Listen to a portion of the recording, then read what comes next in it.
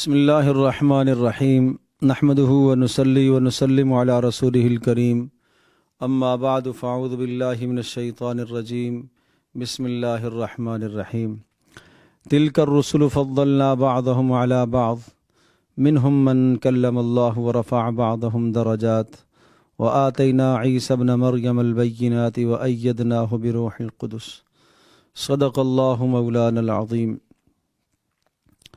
تیسرے پارے کے آغاز میں حضرات انبیاء علیہم السلام کے متعلق ایک بنیادی عقیدے کو ذکر فرمایا کہ ہم انبیاء علیہم السلام کے درمیان میں تفضیل کے تو قائل ہیں، البتہ تفریق کے قائل نہیں ہیں۔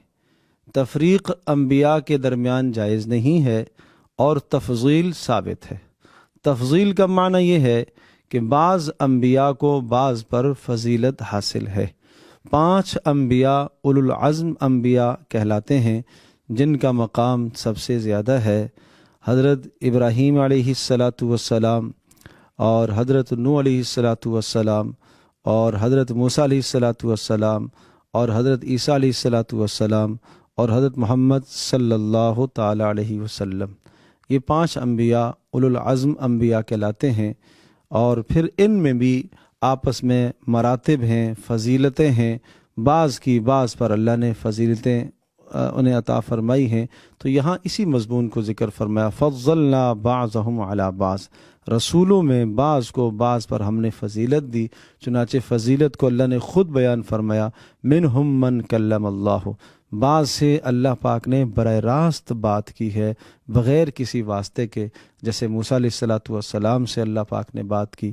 ورفع بعضهم درجات، اور بعض کے اللہ نے درجے سب سے بلند کیے، جیسے محمد صلی اللہ علیہ وسلم کا مقام اور درجہ سب سے بلند ہے۔ وآتینا عیسی ابن مریم البینات، اور بعض کو اللہ پاک نے بہت بڑے عظیم الشان معجزات عطا فرمائے، چنانچہ عیسیٰ علیہ السلام کو اللہ نے معجزات دیے۔ وأیدناہ بروح القدس، اور حضرت جبریل علیہ السلام کے ذریعے سے ان کی تائید کی اور ان کی مدد اور نصرت فرمائی حضرت جبریل علیہ السلام کے ذریعے سے۔ تو اس کو کہتے ہیں انبیاء کے درمیان میں فضیلت۔ تفریق کیا ہے؟ تفریق کا مطلب ہے کہ کوئی آدمی کسی ایک رسول کو مانے، دوسرے کا انکار کرے۔ چنانچہ سورۃ البقرہ کے آخر میں یہ مضمون موجود ہے، لا نفرق بین احد من رسلہ، کہ ہم رسولوں کے درمیان میں تفریق نہیں کرتے۔ تو تفضیل تو ثابت ہے، تفریق انبیاء علیہ السلام کے درمیان میں جائز نہیں ہے۔ اس کے بعد اللہ لا الہ الا هو الحی القیوم، جو سورۃ البقرہ کا مرکزی مضمون تھا، اس مضمون کو پھر یہاں سے دہرایا۔ انسان اس دنیا میں کیوں آیا ہے؟ اللہ کی بندگی اور عبادت کرنے کے لیے۔ یہ سورۃ البقرہ کا مضمون تھا، یا ایھا الناس اعبدوا ربکم الذی خلقکم، اے لوگو اس پروردگار کی بندگی کرو جس نے تمہیں پیدا کیا اور تم سے پہلے والوں کو بھی پیدا کیا، اور اس پر دلائل ذکر فرمائے تھے۔ پھر دوبارہ اس مضمون کو دہرایا تھا دوسرے سپارے میں، وَإِلَٰهُكُمْ إِلَٰهٌ وَاحِدٌ لَا إِلَٰهَ إِلَّا هُوَ الرَّحْمَٰنُ الرَّحِيمُ۔ پھر اس مضمون پر پھر 10 دلائل ذکر فرمائے تھے۔ اب تیسری مرتبہ اس مضمون کو پھر سے دہرایا، اللہ لا الہ الا هو الحی القیوم، وہ اللہ، اس کے سوا کوئی بھی بندگی کے، عبادت کے لائق نہیں ہے۔ اس پر بھی اللہ پاک نے یہاں پر بھی 10 دلائل ذکر فرمائے۔ آیت الکرسی کے اندر 10 دلائل ہیں۔ یہ ایک آیت ہے، لیکن ایک آیت ایسی توحید کے اعتبار سے جامع اور مانع آیت ہے کہ تمام کی تمام وہ خوبیاں جو رب میں، جو الہ اور معبود میں ہونی چاہیے، ان تمام کی تمام خوبیوں کا یہاں پر تذکرہ آ گیا ہے، اور گویا کہ اس میں اللہ پاک کی حمد بھی ہے اور اسی طرح سے اللہ پاک کی تنزیہ بھی ہے کہ معبود کے لیے جو چیزیں، مثال کے طور پر جو چیزیں مخلوق کی عادات ہیں، مخلوق کی صفات ہیں، سونا ہے، مرنا ہے، یہ تو رب وہ سونے سے پاک، رب وہ سب کو سلاتا ہے، خود سونے سے پاک ہے، سب کو کھلاتا ہے، وہ خود کھانے سے پاک ہے۔ تو گویا کہ مخلوق کے حوادثات سے اللہ تبارک و تعالیٰ مبرہ اور منزہ ہے۔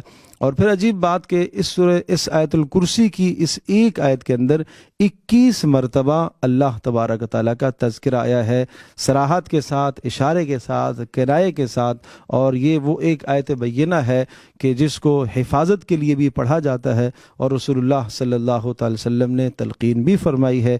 لہٰذا ہمیں بھی پڑھنے کا اہتمام کرنا چاہیے، اور ہر نماز کے بعد پڑھنے کی اس کو تاکید آئی ہے کہ جو آدمی ہر نماز کے بعد آیت الکرسی کو پڑھنے کا معمول بناتا ہے، اس کے اور جنت کے درمیان میں سوائے موت کے کوئی اور شے حائل نہیں ہے، یعنی اس کا خاتمہ ہوگا تو اللہ پاک اسے جنت میں لے جائے گا۔ تو اس لیے اس کا اہتمام کرنا چاہیے۔ اور اس کے بعد پھر مزید توحید پر دلائل ذکر کرتے ہوئے پھر انفاق فی سبیل اللہ کی راہ میں مال خرچ کرنا، مثل الذین ينفقون اموالهم فی سبیل اللہ کی راہ میں مال خرچ کرنے کے 5 اصول ذکر فرمائے، 5 شرائط ذکر فرمائی کہ تمہارا مال، تمہارا دیا ہوا صدقہ اللہ کی راہ میں قبول جب ہوگا جب 5 شرائط پائی جائیں۔ 5 شرائط کیا ہیں؟ مال پاکیزہ ہونا چاہیے، حلال اور طیب مال ہونا چاہیے، حرام مال سے اللہ تبارک و تعالیٰ صدقے کو قبول نہیں کرتا۔ نمبر 2، مصرف ٹھیک ہونا چاہیے، آپ کا صحیح مصرف میں مال لگے تو اللہ پاک اس صدقے کو قبول کرے گا۔ اور نمبر 3، آپ کی دیتے وقت نیت درست ہونی چاہیے، اللہ کو راضی کرنے کے جذبے کے ساتھ آپ مال خرچ کریں تو یہ آپ کا صدقہ دیا ہوا اللہ کے ہاں قبول ہوگا۔ تو یہ 3 شرائط، اور 2 اس کے علاوہ یعنی ان چیزوں سے بچنا چاہیے۔ کیا؟ من اور عزا، یعنی آپ صدقہ دے کر احسان نہ جتلائیں، لا تبطلوا صدقاتکم بالمن والعزا، صدقہ کر کے احسان نہ جتلائیں، میں نے تجھے اتنا مال دیا، میں نے تمہیں اتنے پیسے دیے۔ اور عزا مطلب یہ ہے کہ فقیر کو، حاجت مند کو مال دے کر اس کو تکلیف نہ دے۔ تکلیف کیسے ہوتی ہے کہ آپ نے مال تو دے دیا لیکن کس قدر بے رخی سے آپ نے مال دیا، آپ نے بدتمیزی والے انداز سے اس کو مال دیا، اس کو ذلیل اور رسوا کر کے آپ نے مال دیا، تو اس سے فقیر کی اہانت لازم آتی ہے۔ فرمایا قول معروف خیر من صدقۃ یتبعها اذی، اگر آپ کے پاس آپ نے نہیں دینا تھا نہ دو، صاف ستھری بات کہہ دو، وہ زیادہ بہتر ہے اس صدقے سے کہ جو صدقہ تو آپ نے دیا ہے لیکن آپ نے فقیر کا دل دکھایا ہے۔ اور یہاں یہ بات بھی ذہن نشین کر لینی چاہیے کہ جو ہم صدقہ دیتے ہیں فقیر کو، یہ صدقہ بھی مراد ہے، زکوٰۃ بھی مراد ہے، اس کے لیے بھی یہی شرائط ہے۔ جو ہم مال کسی دوسرے کو دیتے ہیں ہم یہ سمجھ رہے ہوتے ہیں کہ ہم اس پر احسان کر رہے ہیں، یہ اس پر احسان نہیں ہے، حقیقت میں یہ اس کا ہمارے اوپر احسان ہے۔ کیوں؟ اللہ کا حکم ہے کہ اس مال کے ذریعے سے تم اپنی آخرت بہتر کرو، یعنی اللہ کی راہ میں مال خرچ کرو، اللہ تک تم مال پہنچاؤ۔ اب اللہ تک تو ہم مال نہیں پہنچا سکتے، اللہ پاک نے فقیر کو گویا کہ اپنا وکیل بنایا ہے کہ اگر تمہیں مال میرے تک پہنچانا ہے اور اس مال کے ذریعے سے اپنی آخرت کو سنوارنا ہے تو فلاں فقیر ہے، اس فقیر کو تم جا کر مال دے دو۔ تو گویا کہ فقیر کو ہم مال دیں گے، فقیر ہم سے مال لے کر اپنے اوپر خرچ کرتا ہے تو یہ اس کا احسان ہے کہ اس نے ہم سے مال قبول کیا۔ یہ ایسے ہی ہے کہ جیسے کہ ایک آدمی کو ہم نے کوئی چیز دی ہے اور کہا فلاں آدمی تک پہنچا کر آؤ، اب وہ پہنچاتا ہے تو وہ اس کا احسان ہے۔ تو اسی طرح سے یہ 5 شرائط اگر ہوں گی تو آپ کا دیا ہوا صدقہ قبول ہوگا۔ آج بہت سارے لوگوں کو یہ گلہ ہوتا ہے، زکوٰۃ بھی ادا کرتے ہیں، صدقہ بھی دیتے ہیں، پھر بھی مصائب دور نہیں ہوتے، پھر بھی پریشانیاں دور نہیں ہوتی۔ حالانکہ حدیث میں آتا ہے کہ صدقہ یہ مصائب کو ٹالتا ہے، یہ مصیبتوں کو دور کرتا ہے، اور یہ صدقہ جب انسان کرتا ہے تو اللہ تبارک تعالیٰ اس کی برکت سے آنے والی پریشانیوں سے انسان کو نجات دیتا ہے۔ آدمی صدقہ آج کر رہا ہے پھر بھی وہ پریشانیوں میں مبتلا ہے، پتہ یہ چلا کہ صدقے کی وہ جو شرائط ہونی چاہیے وہ شرائط آج مفقود ہے۔ تو یہ 5 شرائط ہیں جو وجوب کا درجہ رکھتی ہیں، ان 5 شرائط کے ساتھ آپ صدقہ کریں گے تو قبول ہوگا، یعنی مال حلال ہو، مصرف درست ہو، نیت بھی صحیح ہو، اور اسی طرح سے فقیر کو اذیت بھی نہ دی جائے اور احسان بھی نہ جتلایا جائے۔ البتہ 3 شرائط ایسی ہیں جو واجب تو نہیں ہیں، استحباب کے درجے میں ہیں کہ صدقہ بہتر سے بہتر اگر آپ چاہتے ہیں کہ قبول ہو جائے تو پھر آپ اس بات کی کوشش کریں کہ پاکیزہ مال کے ساتھ ساتھ اپنا عمدہ مال اللہ کی راہ میں خرچ کریں، بہترین مال خرچ کریں۔ ایک مال ہے تو پاکیزہ، حلال تو ہے لیکن وہ گھٹیا قسم کا مال ہے، تو وہ گھٹیا مال نہ دیں۔ فرمایا اس قسم کا مال تم فقیروں کو نہ دیا کرو، حاجت مندوں کو نہ دیا کرو کہ اگر تمہیں ولا تیمموا الخبیث منہ تنفقون ولستم بآخذیہ الا ان تغمضوا فیہ، کہ تمہیں اگر اس قسم کا کوئی مال دے تو پھر شرما حضوری میں تو تم لے لو لیکن تمہارا جینا چاہے، اس قسم کا گھٹیا مال مت دیا کرو۔ تو اس بات کا خیال رکھنا چاہیے۔ اور اسی طرح سے جب دو تو خوب دل کھول کر مال دیا کرو، خوب دل کھول کر مال اللہ کی راہ میں خرچ کیا کرو۔ اور اسی طرح سے تیسرا استحبابی جو اصول سمجھایا وہ یہ کہ سب سے جو بہترین مصرف ہے وہ کون سا ہے؟ فرمایا للفقراء الذین احصروا فی سبیل اللہ لا یستطیعون ضربا فی الارض یحسبهم الجاہل اغنیاء من التعفف۔ راستے میں چلنے والا ہر آدمی، ہر بھیک مانگنے والا وہ فقیر نہیں ہے، ہر بھیک مانگنے والا حاجت مند نہیں ہے، ہر بھیک مانگنے والا وہ آپ کے مال کا بہترین مصرف ہرگز نہیں ہو سکتا۔ کیا پتا وہ آپ سے بھیک مانگ رہا، وہ بھکاری ہے، اس کی عادت ہے، وہ پیچھے اس کے پاس کتنا مال کا سرمایہ اس کے پاس جمع ہو، وہ روزانہ مانگ مانگ کر لوگوں سے لے کے جاتا ہے، اور ہم راستے میں چلتے چلتے سمجھتے ہیں کہ یہ شاید حاجت مند ہوگا۔ تحقیق کرو، قرآن کہتا ہے سب سے بہترین مصرف وہ ہے الذین احصروا فی سبیل اللہ، ان لوگوں پر اپنا مال خرچ کرو جن کو اللہ کی راہ میں روک دیا گیا ہے، جو اللہ پاک کے دین کی سربلندی کے لیے محنت اور کوشش میں لگے ہوئے ہیں، یہ تمہارے مال کا بہترین مصرف ہیں۔ لا یستطیعون ضربا، اور وہ مال کمانے کے لیے تجارت نہیں کر سکتے، اور ولا یسألون الناس تعرفهم بسیماہم، اگر آپ تھوڑی سی ادنا تأمل اور غور تھوڑا سا کریں گے تو آپ پہچان لیں گے۔ آپ تھوڑے سے احوال ڈھونڈیں، آپ تفتیش کریں، آپ حالات کا جائزہ لیں، ان سے دو باتیں پوچھیں، آپ کو اندازہ ہو جائے گا یہ حاجت مند بھی ہے کہ نہیں۔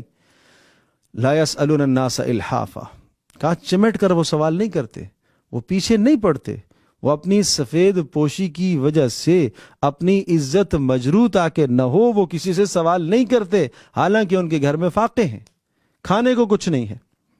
تو ایسے مصارف کو تلاش کیا جائے۔ وَمَا تُنْفِقُوا مِنْ خَيْرٍ فَإِنَّ اللَّهَ بِهِ عَلِيمٌ، جو بھی تم مال خرچ کرو گے اللہ اس مال پر تمہیں اجر دے گا۔ دن کو بھی خرچ کرو، رات کو بھی خرچ کرو، سرًا چھپ کر بھی خرچ کرو، علانیہ طور پر بھی خرچ کرو۔ اور خرچ کی بات جب آئی تو ساتھ ساتھ دوسری چیز سے سمجھایا کہ ربا اور سود سے اپنے ماحول کو پاک کرو۔ اللہ کی راہ میں جب مال خرچ ہوگا اور مال ضرورت مندوں تک، حاجت مندوں تک پہنچے گا تو معاشرے میں ایک توازن برقرار رہے گا۔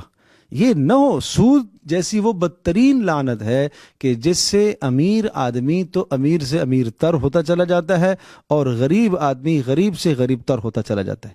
اس لیے فرمایا کہ نہیں، انفاق فی سبیل اللہ کو، اللہ کی راہ میں مال خرچ کرنے کو رواج دو، اور بغیر سود کے قرضے فراہم کرو، اور سود کی لعنت سے اپنے آپ کو بچاؤ۔ اور فرمایا کہ اتقوا اللہ وذروا ما بقی من الربا، سود سے بچانا۔ فَإِن لَّمْ تَفْعَلُوا فَأَذَنُوا بِحَرْبٍ مِّنَ اللَّهِ وَرَسُولِهِ، اور اگر تم سود سے نہیں بچتے ہو تو پھر اللہ اور اس کے رسول کے ساتھ جنگ کے لیے تیار ہو جاؤ۔ یہ کتنی سخت آیت ہے قرآن مجید میں، یہ بڑی سخت بات ہے کہ جو شخص گویا کہ سود سے اپنے آپ کو نہیں بچا رہا وہ حقیقت میں اللہ اور اس کے رسول کے ساتھ اعلان جنگ کر رہا ہے۔ اللہ پاک ہمارے معاشرے کی اس برائی سے حفاظت فرمائے اور ہمیں ہمیشہ اس سے بچنا چاہیے۔ یا ایھا الذین آمنوا اذا تداینتم بدین الی اجل مسمى فاکتبوہ، بڑے اہم اور خوبصورت اصول ذکر فرمائے کہ بلا قرض کے تم لوگوں کو بغیر کسی سود کے لوگوں کو قرضے فراہم کرو اور ادھار کے معاملات کو لکھ کر رکھا کرو۔ اور یہاں ادھار کے معاملات کو لکھنے کے لیے 15 اصول ذکر فرمائے، اور یہ وہ قرآن مجید کی آیت ہے جس کو آیت مدایانہ کہا جاتا ہے، اور یہ قرآن مقدس کی سب سے طویل ترین اور بڑی ترین آیت ہے۔ اور اس میں یہی اصول سمجھائے کہ دیکھو اپنے معاشرے کے اندر حاجت مندوں کو تم قرض دیا کرو بغیر سود کے، بغیر کسی منافع کے، اپنی آخرت کو مد نظر رکھتے ہوئے تمہیں اللہ کے ساتھ پاس جانا ہے اور اللہ کے پاس تمہیں پہنچنا ہے۔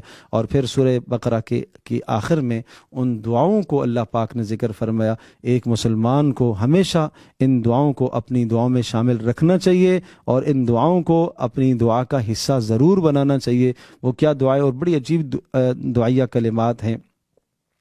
ربنا لا تؤاخذنا ان نسینا او اخطانا، اے اللہ ہم سے جو خطا ہوئی ہے، بھول کر ہوئی ہے، جاننے سے ہوئی ہے، انجانے میں ہوئی ہے، اے اللہ ان پر ہمارا مواخذہ نہ فرمائیے۔ ربنا ولا تحمل علینا اسرا کما حملت علی الذین من قبلنا، اے اللہ گزشتہ لوگوں پر جو سخت سخت احکام آپ نے نازل فرمائے، اے اللہ ایسے احکام ہمیں نہ دیجیے۔ ربنا ولا تحملنا ما لا طاقت لنا بہ، اے اللہ ایسے مصائب نہ لائیے جن مصائب کو ہم برداشت نہ کر سکیں۔ واعف عنا، اے اللہ چھوٹے گناہ بھی معاف فرمائیے، بڑے گناہ بھی معاف فرمائیے، اور ہمارے اوپر رحم فرمائیے، اور اے اللہ کافروں کے مقابلے میں ہماری مدد بھی فرمائیے۔ یہ وہ پیاری آیات بینات ہیں جن کو عرش کا خزانہ کہا گیا، اور روایت میں آتا ہے کہ جب یہ آیات نازل ہوئیں تو آپ نے فرمایا کہ شیطان اس قدر چیخا، اس قدر چلایا، اس نے واویلا کیا۔ کیوں؟ اس لیے کہ ان آیات میں جو دعائیہ کلمات ہیں وہ بڑے اہم دعائیہ کلمات ہیں، اور ان دعائیہ کلمات کی قبولیت کا وعدہ ہے کہ جب آدمی یہ دعائیہ کلمات پڑھتا ہے تو اللہ پاک کہتا ہے میں نے تیری دعا کو قبول کر لیا۔ حضرت عمر رضی اللہ تعالیٰ عنہ ارشاد فرمایا کرتے تھے کہ محروم ہے وہ آدمی جو ان دعائیہ کلمات کو رات سونے سے پہلے نہ پڑھے، اور بہت اہتمام کے ساتھ اپنی خواتین کو بھی سکھایا کرتے تھے، اور خاص طور پر حکم دیا کرتے تھے کہ گھر کی عورتوں کو بھی سکھاؤ رات سونے سے پہلے ان کلمات کو، ربنا لا تؤاخذنا آخر تک، اور بلکہ اس سے پہلے آمن الرسول سے پڑھ لیا جائے۔ یہ بڑی اہم آیات ہیں، اور ان آیات میں پوری سورۃ البقرہ کا خلاصہ بھی ہے، اور ان کے متعلق یہ بھی ارشاد فرمایا کہ جو آدمی رات سونے سے پہلے پڑھے گا یہ اس کی رات کے لیے کافی ہو جائیں گی۔ اب رات کے لیے کافی ہو جائیں گی، بعض محدثین نے اس کی تشریح فرمائی ہے، کافی ہونے کا معنی یہ ہے کہ تہجد کے قیام اللیل کے قائم مقام ہو جائیں گی، اور بعض نے یہ فرمایا کہ اس کا معنی یہ بھی ہے کہ اللہ تبارک و تعالیٰ اس کی حفاظت کرے گا۔ اس کے بعد سورہ آل عمران ہے۔ سورہ آل عمران اور سورۃ البقرہ دونوں کے درمیان میں باہمی ایک مناسبت ہے کہ سورۃ البقرہ بھی الف لام میم سے شروع ہو رہی ہے، اور سورہ آل عمران بھی الف لام میم سے شروع ہو رہی ہے، اور سورۃ البقرہ کے آخر میں بھی دعائیہ کلمات ہیں، اور سورہ آل عمران کے آخر میں بھی دعائیہ کلمات ہیں، اور سورۃ البقرہ کے اندر خاص طور پر خطاب یہود سے تھا، اور ان کی جو ہے بے اعتدالیہ ذکر تھی، اور سورہ آل عمران کے اندر خاص طور پر خطاب نصارہ سے ہے، یعنی رسول اللہ صلی اللہ تعالی وسلم جب دنیا میں تشریف لائے تو یہ بڑے طبقے، مذہبی طبقے سمجھے جاتے تھے، یہود اور نصارہ، اور تیسرا مشرکین عرب۔ تو آگے سورۃ النساء میں پھر زیادہ تر خطاب مشرکین عرب سے ہے، تو آل عمران کے اندر زیادہ تر خطاب عرض کیا کہ نصارہ سے ہے، اور ان کے شبہات کا ازالہ، حضرت عیسیٰ علیہ السلام جو اللہ کا کلمہ ان کو کہا گیا ہے اور روح اللہ ان کو کہا گیا ہے، ان کلمات کے ذریعے سے جو عیسائیوں کو شبہ ہوتا تھا کہ شاید عیسیٰ علیہ السلام کے اندر الوہیت کا، رب ہونے کا کوئی عنصر ہے، تو وہ سمجھایا کہ یہ متشابہات میں سے ہے، یہ اللہ پاک کے احکام ہیں، اور اللہ کے احکام کی دو قسمیں ہیں، ایک محکمات کہ جن کا معنی بالکل واضح، جس کی مراد بالکل واضح، اور دوسرا متشابہات ہیں کہ جن کا معنی واضح نہیں ہے، یا معنی تو واضح ہے لیکن مراد واضح نہیں ہے، حروف مقطعات ہیں الف لام میم، اس کا معنی بھی نہیں پتہ، اس کی مراد بھی نہیں پتہ، لیکن کچھ کلمات قرآن مجید میں ایسے ہیں کہ جن کی مراد اللہ کے سوا کوئی نہیں جانتا، معنی جیسا کہ ید اللہ، اللہ کا ہاتھ، اللہ تبارک و تعالیٰ کا ہاتھ ایسا نہیں ہے جس طرح سے ہمارے ہاتھ ہیں، ہم جس طرح سے ہاتھ کے محتاج ہیں، اللہ کا دیکھنا ایسا نہیں ہے جیسے ہمارا دیکھنا ہے کہ ہم دیکھنے میں آنکھ کے محتاج ہیں، یہ کس طرح سے ہے، اس کو کہتے ہیں متشابہات ہے، کما یلیق بشانہ، جیسے اللہ کی شان کے مناسب ہے۔ تو اس قسم کے شبہات کا جواب دیا گیا، اور پھر زینا للناس حب الشہوات من النساء والبنین والقناطیر المقنطرۃ من الذہب، انسان کے لیے ایک آزمائش اور امتحان ذکر کیا گیا۔ اس جہان میں انسان کا امتحان ہے، اس کے دل کے اندر اللہ تبارک تعالیٰ نے ڈال دی مال و اولاد کی محبت، عورتوں کی محبت، اور سونے چاندی کی محبت، سواریوں کی محبت، بڑی بڑی گاڑیوں کی محبت، محلات کی محبت، یہ ایک فطرت ہے۔ لیکن یہ محبت جب تک اللہ اور اس کے رسول صلی اللہ تعالی علیہ وسلم کی محبت کے ماتحت رہے تو کوئی مسئلہ نہیں ہے، تو کوئی قباحت نہیں ہے۔ جس دن ان چیزوں کی محبت اللہ اور اس کے رسول صلی اللہ علیہ وسلم کی محبت سے اوپر آ گئی اور یہ چیزیں زیادہ آپ کو محبوب ہونے لگ گئی تو پھر بڑے خطرے کی بات ہے۔ تو یہ سمجھایا کہ یہ تمہارے لیے آزمائشیں ہیں، یہ تمہارے لیے امتحان ہیں، اور شہید اللہ انہ لا الہ الا ہو والملائکۃ واولو العلم قائما بالقسط، اہل علم کے فضائل کو ذکر فرمایا، اور اہل علم کے فضائل کو ذکر کرنے کے بعد ان الذین یکفرون بآیات اللہ، وہ لوگ جو اللہ کی آیات کا انکار کرتے ہیں، انبیاء کو قتل کرتے ہیں بغیر حق کے، اور اہل علم کو قتل کرتے ہیں، وَيَقْتُلُونَ الَّذِينَ يَأْمُرُونَ بِالْقِسْطِ مِنَ النَّاسِ، ان لوگوں کو قتل کرتے ہیں کہ جو دنیا میں عدل و انصاف کا حکم دیتے ہیں۔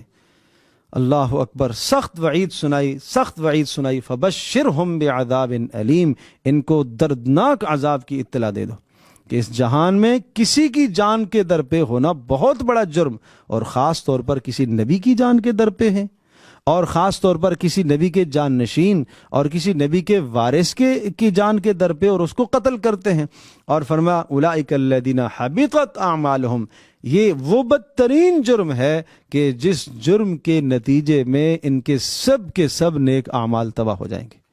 اور پھر آخرت کا تصور سمجھایا، اس وقت کو تم یاد کرو کہ جس دن اللہ کے سامنے تمہیں جانا ہے، اور اس دنیا میں عزتیں اور ذلتیں یہ سب اللہ کے فیصلے ہیں۔ کسی کو اگر مقام اور عزت ملتی ہے تو وہ اللہ کا فیصلہ ہے، اور کسی کو اگر ذلت ہے، ذلت کا سامنا ہے، تو وہ بھی اللہ کا فیصلہ ہے۔ لیکن عزت بھی یہاں کی عارضی ہے، ذلت بھی یہاں کی عارضی ہے۔ قل ان کنتم تحبون اللہ فاتبعونی، فلاح اور کامیابی کے لیے صرف اور صرف ایک ہی ضابطہ، ایک ہی اصول ہے، اللہ کی محبت پانے کا ایک ہی ضابطہ اور اصول ہے، وہ ہے محمد صلی اللہ علیہ وسلم کی اتباع۔ جو آدمی، چونکہ یہود کہتے تھے کہ ہم تو اللہ کے مقرب ہیں، نصارہ بھی کہتے تھے ہم اللہ کے مقرب ہیں، انہیں سمجھایا گیا کہ دیکھو اللہ کا قرب حاصل کرنا اگر چاہتے ہو، اللہ کا محبوب بننا چاہتے ہو، اسی طرح سے مشرکین عرب بھی کہتے تھے کہ ہم تو بیت اللہ کے متولی ہیں، ہم تو حاجیوں کو پانی پلاتے ہیں، اور ہم یہاں بڑی بڑی خدمات کرتے ہیں، لہٰذا ہم تو اللہ کے مقرب ہیں۔ تو سمجھایا گیا اللہ کا مقرب بننے کے لیے، اللہ کا قرب حاصل کرنے کے لیے، اللہ کی محبت پانے کے لیے ایک ہی راستہ ہے، وہ ہے محمد صلی اللہ علیہ وسلم کی اتباع۔ اور جو آدمی اس سے اعراض کرے گا، قل اطیعوا اللہ والرسول، آپ فرما دیجئے اللہ اور اس کے رسول کی اطاعت کرو، اور اگر نہیں کرو گے اور کافروں والی زندگی اختیار کرو گے، اللہ اور اس کے رسول کی اطاعت سے انحراف کر کے کافروں والی زندگی اختیار کرو گے، تو اللہ تبارک تعالیٰ کافروں کو پسند نہیں کرتا۔ پھر ان اللہ اصطفیٰ آدم، یہاں سے انبیاء علیہ السلام کی بلند کردار کو ذکر فرمایا۔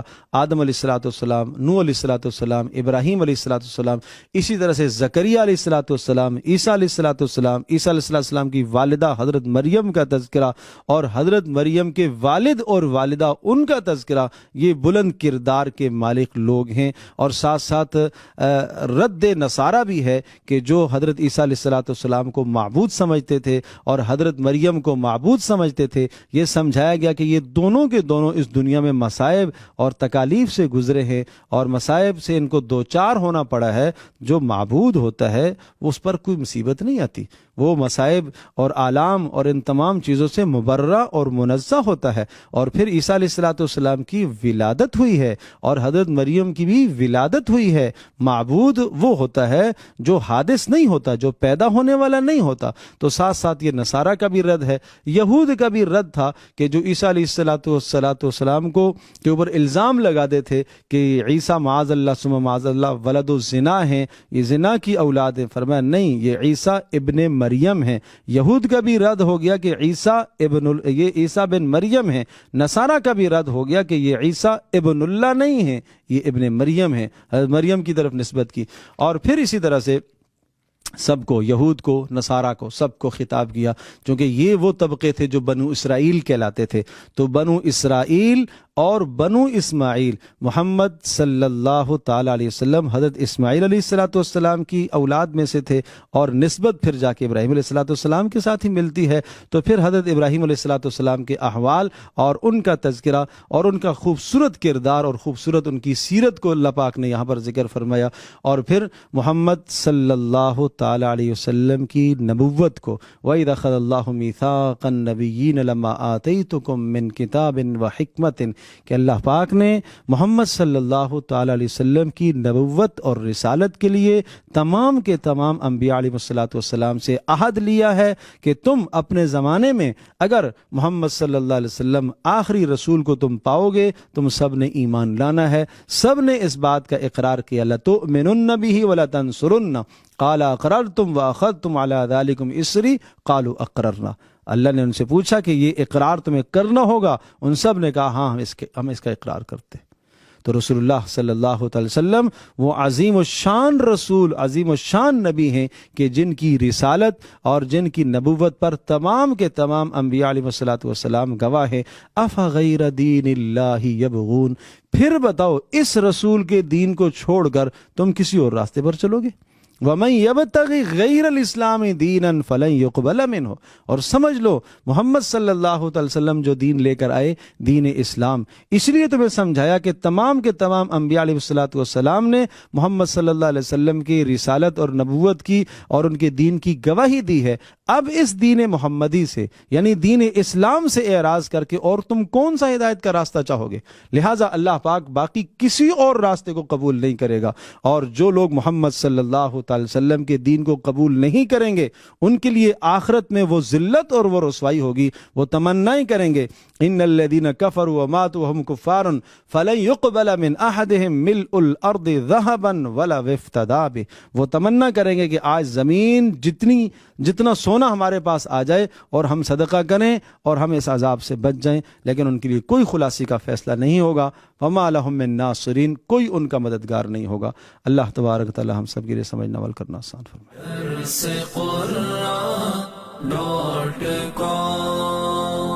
www.darsequran.com